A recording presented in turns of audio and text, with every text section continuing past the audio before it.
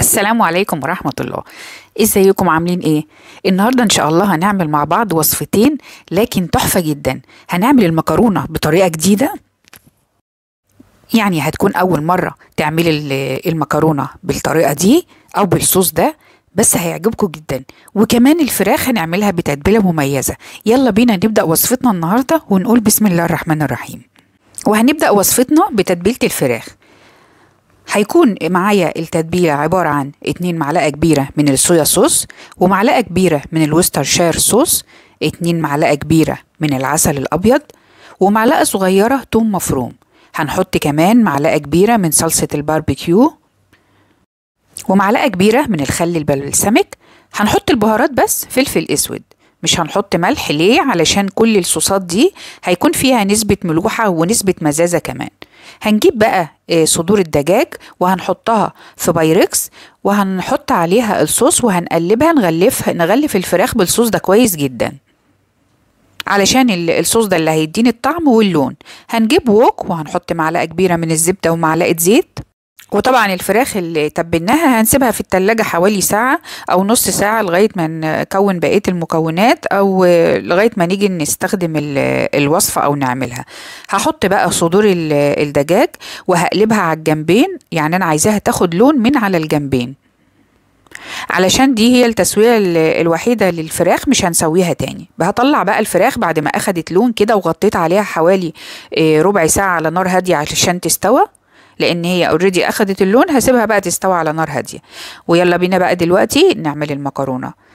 حطيت كميه من الميه في حله، والمكرونه اللي انا بستخدمها النهارده هي الفيتوتشيني. نوعها ايه؟ نوعها ايطاليانو. لو حابه تستخدمي اي نوع مفيش اي مشكله خالص.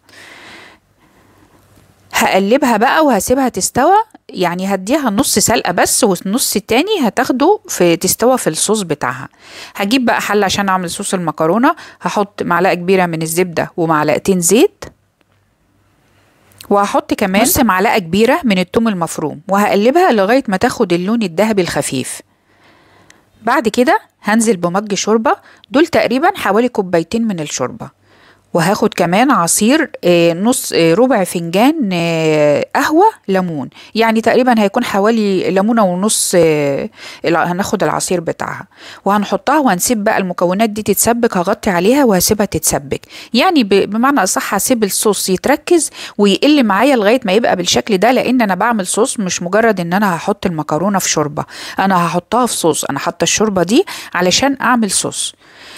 هاخد بقى المكرونة هحطها في الصوص ده وهقلبها كده علشان تبقى فلافي كده معايا، تفك من بعضها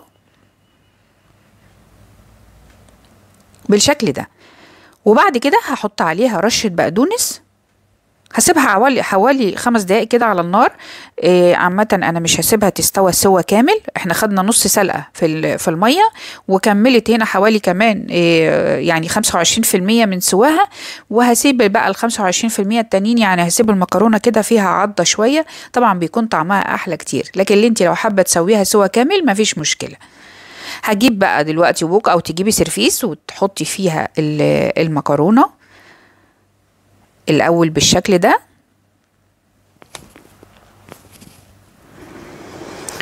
وهتزينيها وتحط عليها رشة من البقدونس. بعد كده بقى هنجيب صدور الدجاج وهنقطعها سلايز بالشكل اللي احنا شايفينه ده، وهنحطها على المكرونة من فوق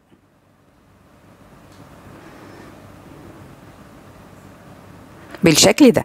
وطبقنا خلص. شايفين الجمال؟ زي ما احنا شايفين كده شكله شيك قوي وجميل، وكمان الطعم هيعجبكم جدا. يلا بقى قولوا لي رأيكم في الكومنتات. بكده يكون الفيديو بتاعنا النهاردة خلص. اشوفكم على خير في فيديو جديد ان شاء الله، ووصفات تانية جديدة مع سفرة ايدي. سلام عليكم واشوفكم على خير.